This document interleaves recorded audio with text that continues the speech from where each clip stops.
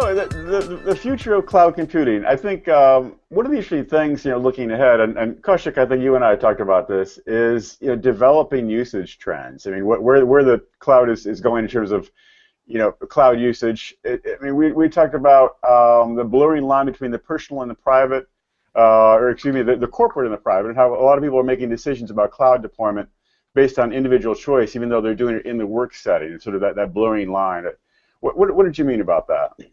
Yeah, so I think, so part of what we do through our service is really sort of provide customers a way to actually find out what their current cloud utilization looks like. And the reason we sort of went down this path is when most what we found is most IT departments have really not a very good handle of what a cloud service is, what it means, and what's the impact of it in security. So one of the things that we've observed as we've gone through the process of collecting this data set across a wide variety of customers is that a lot of cloud usage is actually driven by this whole idea that people want to bring their own experience to work, right? So a simple example, I use Evernote, I use LinkedIn, I use Facebook to and what I want to be able to do is when I in a work setting want to leverage those tools, because that's exactly how I do my business, and so increasingly the choices around what applications, what tools get used is either driven by individuals making those choices because they feel that they're most productive in that mode, or by lines of business going out and choosing applications like Salesforce and Workday because they believe they can be most productive in that sort of model. So what we see, as I was talking to you about, James, is that IT is increasingly becoming a bystander or a spectator in this entire sort of new world, wherein the choices are very sort of individual-driven or are driven by the business. Mm-hmm.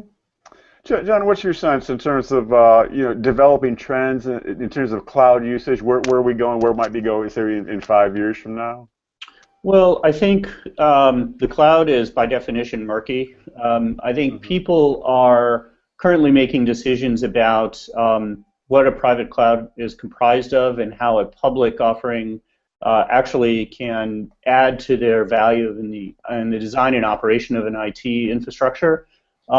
The fact is that no one's really making these decisions using any form of data. These are not quantitative-driven decisions. The conversations themselves are extremely lightweight when people even look at moving workloads from a VMware infrastructure, for example, into one of the cloud service providers. No one really understands the issues of cost, the issues of service availability.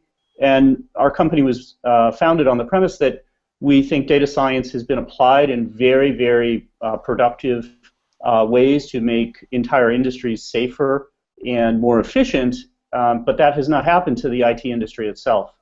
And so there's something of an irony in this that I think will start to emerge as people try to run infrastructure with the same types of economies of scale that you find in other industries. But those principles and the quantitative basis for doing that and achieving that kind of efficiency and safety is just something that hasn't been delivered to the market yet, and that's really what cloud physics is about. Are you talking, when you say data, you mean big data, or are you talking using a different term?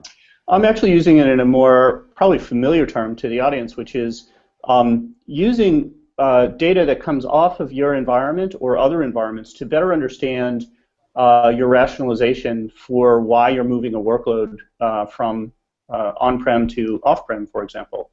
What that's going to cost you, whether or not you'll be able to achieve the same types of uptime.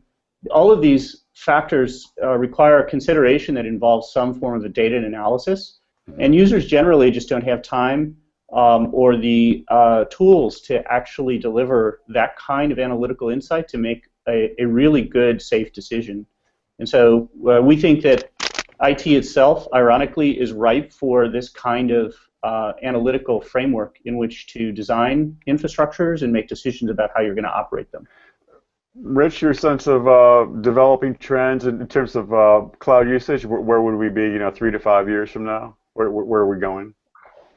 Well, I think, some of what Kaushik said really kind of resonated from our standpoint, right? IT has increasingly become a bystander in terms of the types of applications that users are deploying because they're going out and getting their own applications. And so I think the reason for that is that complacency and just being just good enough has been sufficient in the IT organizations across a lot of enterprises over the last few years. And so what we're seeing is this widespread sort of transition from IT wanting to be sort of a control point and just providing just the bare minimum of infrastructure to more of an enabler. And they see now that there's this light at the end of the tunnel with a wide range of really fantastic applications that users really love to deploy. And so now IT as a whole is starting to embrace those things. They're starting to look at how can we use Dropbox or how can we use Google Apps, because our users are certainly going out and using them on their own. So I think that snowball is just beginning to form, and will continue quite a bit over the next few years, and we'll reach some endpoint where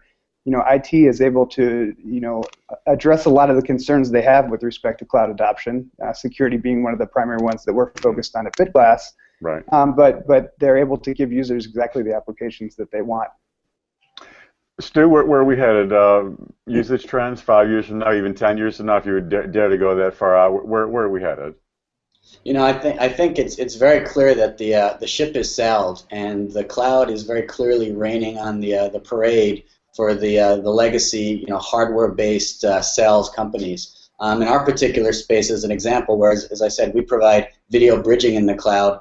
Prior to BlueJeans, if you wanted to do multi-party video conferencing in a business, in an enterprise, you typically would have to buy a large box from a Cisco or a Polycom that could cost you several $100,000 to buy, and then you'd have to manage and maintain and install and power and cool, etc. the box. But now with a service like BlueJeans, that market has lost about $200 million in the last year, according to IDC, in revenues, because customers have realized that it's better to rent than it is to own. It's better to pay as you grow, which you can do with the cloud, where you can start small and add capacity as you need it, rather than having to overbuy for your peak capacity some years out. It's better to get the feature velocity of a vendor who could make changes on in software in the cloud and roll it out to everybody en masse. And it's better to have a solution that works everywhere there's an internet connection, as opposed to just in locations where you physically could put a box. So I think the ship is clearly sailed,